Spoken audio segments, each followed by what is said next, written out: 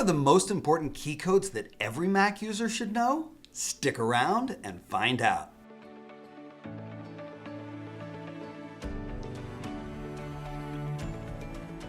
I'm Stewart, the Mac Whisperer, and in this lesson, we're going to talk all about key codes. What's a key code, you say?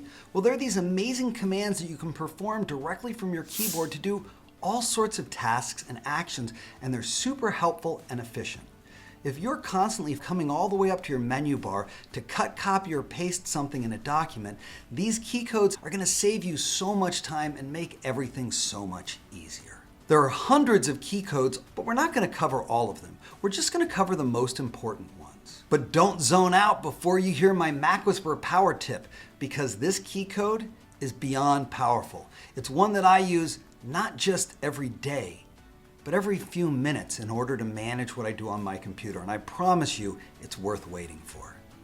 So let's hop on in and get started. The first thing we need to talk about are modifier keys. If you look down at your keyboard, you're going to see a bunch of keys like the Shift button, the Command button, the Option button, the Control button. These are what are called modifier keys. And before we learn about key codes, we need to learn how to properly use them. Key codes are triggered by one of the modifier keys, and the most common one that we're going to talk about in all of the key codes we discussed today is the Command key. That's the button to the left and the right side of your spacebar. What you need to understand about modifier keys is that by themselves they do nothing. The most popular modifier key of all is the Shift button. So I want you to think about it.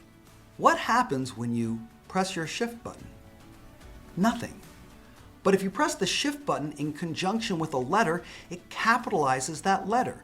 The Shift key modifies the capitalization of a letter.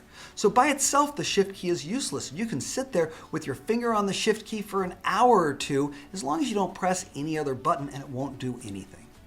Over the decades, I've watched people try to hit key codes, and they have this bad habit. They'll take their two fingers and they'll hover them over the modifier key and then hover it over the other letter they want to use, and then they'll stab at it together. And they'll do their best to hit the two buttons at the exact same time, which works like a third of the time. The other 2/3 of the time it does something else, and the users get really frustrated because they say these key codes don't work. They're not consistent. But it's because of how they're clicking the buttons. As we go through this class, don't do that. Don't try to hit both keys at the same time. The modifier key does nothing by itself. So go ahead and hold down that modifier key, and then come over and just tap the other key. Once you've tapped the other key, you can release the modifier key and the action will be performed. We're going to talk about all sorts of powerful and important key codes today, but the most important lesson of all is hold the modifier key and then tap the other key. Don't try and do it together. It just doesn't work. All right, now that we know how to press a key code, let's talk about the essential key codes. The essential key codes are 4 keys that I recommend every Mac user knows. They're simple and they're all collected right next to each other. Look down at your keyboard and you'll see the letters Z, X, C, and V all beside each other. What do those key codes do? Well, the first one, the Z, is the undo button. What does that mean? Well, take a look at this document, and let's say I accidentally deleted something. Oops, it's gone forever. Nope. Command Z, and it comes right back. Command Z, undo, is super powerful, and it can allow you to undo multiple steps and actions that you've taken. So even if you've deleted something, and then deleted something else, you can Command Z to bring each of them back to get back to where you were. Command Z has 5 levels of undo, helping you fix most of the common mistakes you make. The mnemonic device that I use for undo is I look at the Z and I think about it like a little arrow zapping me backwards, taking me back in time before I made that last move. To the right of that, we've got X, which is cut. Command plus X will cut anything that you've got selected. In this particular document, I've selected this paragraph. I don't need it anymore, but I want to paste it later on in the document. So I'm going to use Command X to remove it. When you click Command X, it cuts that information and puts it onto this invisible screen called the clipboard, and it holds it there until you come back down and paste it down later. When you're using the clipboard, anything that you cut or copy stays on the clipboard. The clipboard can only hold one piece of information, so if you cut something and then cut something else, you can't get back to the first piece of text. Cutting works not just with texts, it works with images and files and documents and all sorts of things, but we're going to work with it in text just for simplicity. The mnemonic device I use for cut, Command X, is scissors, because the X looks just like scissors, which instantly makes me remember cut, because that's what you do with scissors, right? To the right of the X is the C button. Command C is copy. Copy and cut are very similar. They both use the clipboard, but when you cut something, like this, it is removed from the document and placed onto the clipboard. When you copy it using Command C, it leaves it in the document but pastes it onto the clipboard so that you can move it and paste it into other apps or other places in the document. And fortunately, since the C is copy, I don't really need a mnemonic device for it because it's pretty obvious. And to the right of that is the V button. Command V is paste or insert. It's the other side of cutting and copying. So if I cut this information right here by doing Command X and move my cursor down here and hit Command V, it will paste that paragraph down here. Cutting, copying, and pasting are some of the most common things we do on the computer, whether it's within a document or from one document to another one. So realizing whether you want to cut it or copy it is important, but either way, you're eventually going to paste it down into a new location. When you go to paste something down, wherever your cursor is where that information is going to be pasted. So if I have the cursor here and paste, it's going to show up here. But if I come down to the bottom of this document and put the cursor down at the bottom and hit paste, it's going to paste there. One of the important things to understand about the clipboard is the clipboard holds onto that information even after you've pasted it, which can allow you to paste it again and again without ever having to copy it or cut it a second time. The mnemonic I use for V is I think about when you handwrite something and you leave a word out. You were saying the dog was fat and you're like, oh, it was the lazy dog. And you add a little arrow or a V to tell you where to put the word that you're inserting into the sentence. That V is insert or paste. So whether you're undoing with Command Z, cutting with Command X, copying with Command C, or pasting with Command V, these four key codes are essential and they're right next to each other for simplicity. And you can use them in any app all over the computer. This next section is called Universal Key Codes. And these are key codes that you can use all over the computer in all sorts of different applications, and they do amazing and powerful things. The first one is Command plus N is new. New what, you ask? Well, it depends on what application you're in. If you're in Safari like we are here, Command N will open a new Safari window. But if you're in your address book and you press Command N, it's going to give you a new contact card. And if you're in your calendar and you press Command N, it's going to create a brand new event for you. It's so useful and so functional that you'll find that every app you're in, Command N helps you start a new whatever it is that you're in. It can even be used within the Finder where Command N will give you a second Finder window, allowing you to easily move things from one window to the other without complicating everything. Command N is a godsend and I use it all the time. Next up is Command Q. Command Q is quit. And wherever you press it, it's going to quit that application. I know a lot of people that come up and they press the red button to quit something, but that doesn't actually quit it, it just closes it. However, Command Q will fully quit it. Quitting apps is a great way to reserve your resources on your computer so you don't have a ton of things open and running all the time. Next up is Command A. Command A means select all. Sometimes you're in a document and you need to take all of that document and either convert it, format it, cut it, paste it, do something with it. Some people will come up to the top of the document and they'll begin scrolling like this, which, is effective, but not efficient. Pressing Command A on your keyboard will automatically select the entire document. But Command A is not just for documents. Command A can also be used in your photo library. Pictures from that album, Command A will automatically select them. In fact, Command A can be used everywhere on your desktop, in your Finder, in your email, in your text messages. Wherever you are, pressing Command A is Select All. Our next command is Command plus S. Command plus S means save. Whenever you change a document, you run the risk of losing that information. Quickly hitting Command S will automatically save that document so that it's up to date and you don't have to worry about losing it. Command S is super easy to use, but if you want to do a save as instead of just a save, hold down the Shift button and the Command button and then tap on the S key, which will bring up your Save As dialog box, allowing you to choose a new name and a new location for whatever that document is. Next up is Command P. Command P is a critical key code to learn. It means print. I'm constantly seeing people struggling to find the print button. In a lot of cases, it's up on the toolbar like here, but it's this tiny little icon. You can also find it by going into the File menu here, but notice what you see to the right of that menu bar option? That's right, Command P. Command P will print anywhere. So stop hunting around for that tiny little printer icon. Just learn that Command P prints in every single application on your Mac and make it simpler to print that document out by just using that key code. Our next universal command is Command I. Command I means get information. Maybe you're on your desktop and you're looking for more information about a certain file. Clicking on it and pressing Command I will bring up this super helpful information screen that shows you everything the computer knows about that document, when it was made, when it was edited, how big it is, what kind of a program it is, and all sorts of other information. But Command I isn't just useful in the Finder. It can be used in all applications from music to photos.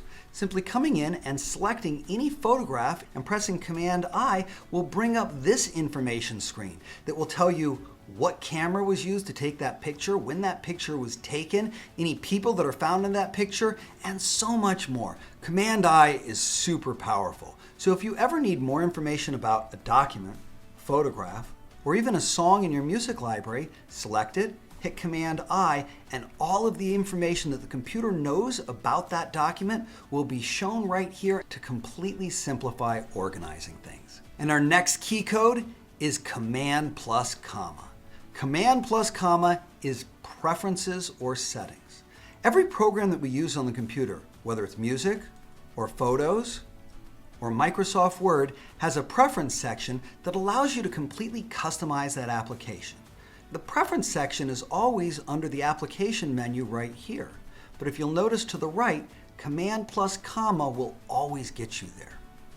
So if you're in Microsoft Word, Command comma brings it right up. If you're in Photos, Command comma will get you right there. If you're in Music, Command comma.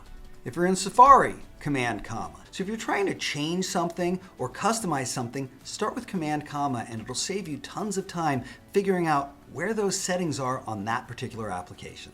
And the last universal key code is Command plus your spacebar. Command plus your spacebar brings up Spotlight. Spotlight is a global search that looks for everything all across your computer and the internet. Simply typing a few letters will give you all sorts of information about whatever you typed. Here I put in Dylan and we can see here's information about Dylan Stewart, Dylan Gilbert, information about Dylans from the internet. If we continue scrolling, we're going to find information in email, documents, websites.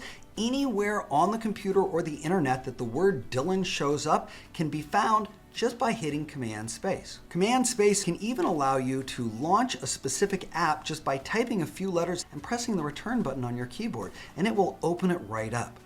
It's super powerful and super simple to use, but there's a second part to this key code that you need to know. If you press Command and hold down the space bar, you're going to get Siri's attention. This can allow you to ask any question, get any information, have her open apps, or perform any task without you having to lift a finger. Super simple. Command Space for Spotlight, Command and hold space down for Siri. Now let's talk about the best key codes for formatting text. Whenever you're working on a document, there are things that we do all the time. Whether it's making something bold or italic or underlining it or making it bigger or smaller or changing the font or the text color, formatting is a key component of text. And it's really easy to do with key codes.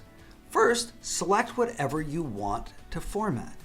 Once it's selected, Command B is bold. Command I is italic. Command U is underline. And if you want to make the text larger or smaller, hold down the Command button and press the plus button in the upper right-hand corner of your keyboard like this. Plus makes it bigger, minus makes it smaller, allowing you to super easily change the formatting of a document without having to use the menu bar or the toolbar at all.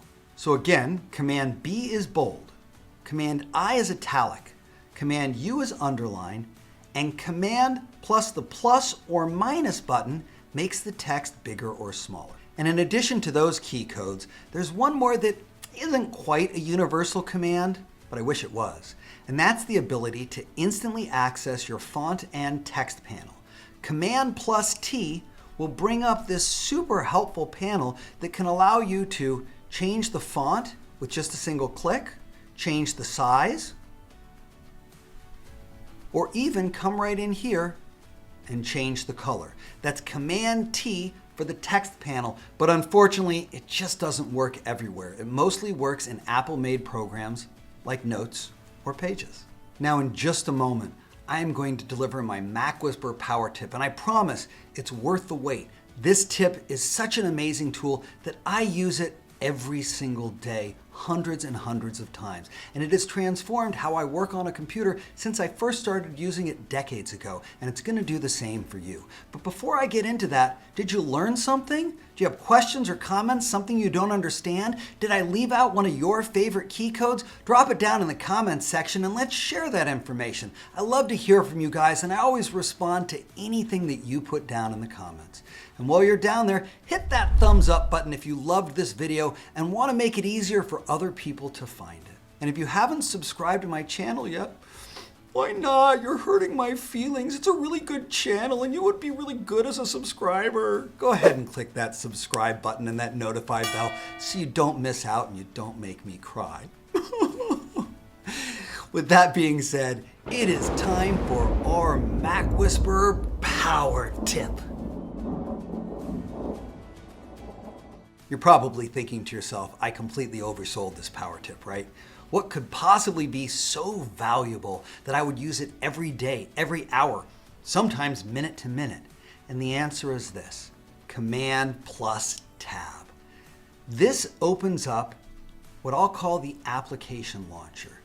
When you hold down the Command button and tap the Tab key, it shows this overlay across your screen that shows every application that you've currently got open. But why is that so important, Dylan? I can already find every application that's open. Sure, the way most people get around on their computer is they move Windows out of the way to get to the window behind it. And then later they move it back to get back to where they were. If you really know what you're doing, you might use the dock down at the bottom to get from one application over to the other without minimizing windows and moving them away. But once you get the hang of the Command Tab, it's going to change all that.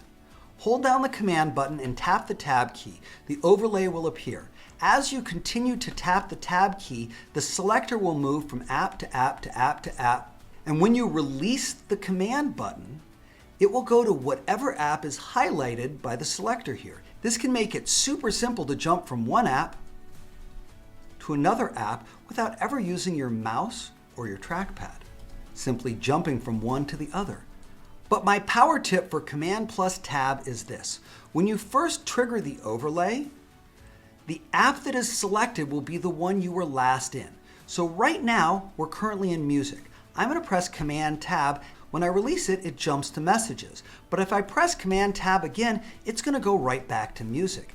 This means with just a simple Command Tab, you can jump between any two applications easily, which is super helpful since most of the time we're in one application and then another, and then back, and then another. So learning how to do the Command Tab and recognize that it's just going to snap you back to the last application you were in, or holding it down to get to any other application you want to use is super helpful. But I'm not done yet. This power tip has another level to it, and that other level is Command plus Tilde. The tilde is the key directly above your Tab button. Don't ask me why it's called the tilde. I didn't name it. But here's the situation. Sometimes you're in a particular application and you have numerous windows that are open. So it's not great that when you Command Tab from wherever you were to that application, you don't have any control over which window it starts with. But the Command Tilde changes that. Pressing Command plus Tilde will allow you to scroll through all of the open windows in that particular application.